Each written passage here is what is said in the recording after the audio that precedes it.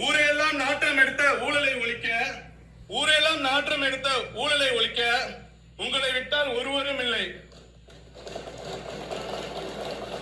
ఒట్టిమేయోడు సాది సమయం మరుంది. ఇది తమిళనాడు అసెంబ్లీలో నిన్న జరిగినటువంటిది. ఈయన పేరేమొచ్చేసి వినోద్. ఈయన టీవీకే పార్టీ తరఫు నుంచి వ్యవసాయ మంత్రిగా ఉన్నారు. ఈయన ఏం చేస్తున్నాడంటే వ్యవసాయ బడ్జెట్ చదివేటటువంటి క్రమంలో వాళ్ళ యొక్క నాయకుడు విజయ్ గురించి ఒక పెద్ద భజన కార్యక్రమం మొదలు పెట్టాడు. అంటే ఒక కవిత్వం రాసుకొని వచ్చాడు. దీనికి సొంత పార్టీ వాళ్ళు ఏమొచ్చేసి బల్లలు చలుస్తున్నారు.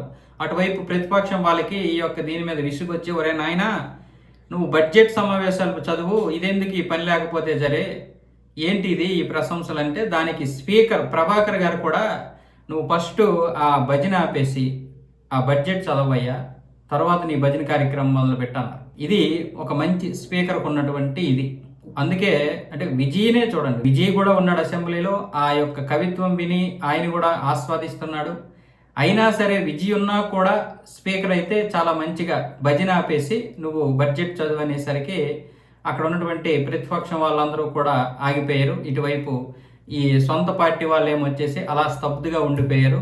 ఆయనకి వినోద్కి ఏం చేయాలో అర్థం కాక ఒక 2 క్షణాలు అలాగా సైలెంట్గా అయిపోయాడు. అంటే దానికి స్పీకర్ కౌంటర్ ఇవ్వడానికి లేదు, అలాగని ఒక ఏదో తెలియనటువంటి అవమానానికి గురైనట్లుగా అలా ఉండిపోయి మళ్ళీ తన యొక్క కవిత్వాన్ని చదవడం మొదలు పెడితే ఆ కవిత్వాన్ని ఆపని చెప్పి మళ్ళీ బడ్జెట్ని చదవమని చెప్పారు ఆ ప్రతిపక్షం వాళ్ళు. అలాగే స్పీకర్ మళ్ళీ చెప్పినా సరే ఆయన ఆ విధంగానే కవిత చెప్పి పూర్తి చేసిన తర్వాత బడ్జెట్ చదివాడు. ఎందుకంటే ఆయన ఈగో ఇది ఆగిపోయింది అక్కడ. అలా ఆగిపోతే మధ్యలో ఆపేస్తే ఈగో సాటిస్ఫాక్షన్ అవ్వదు కదా.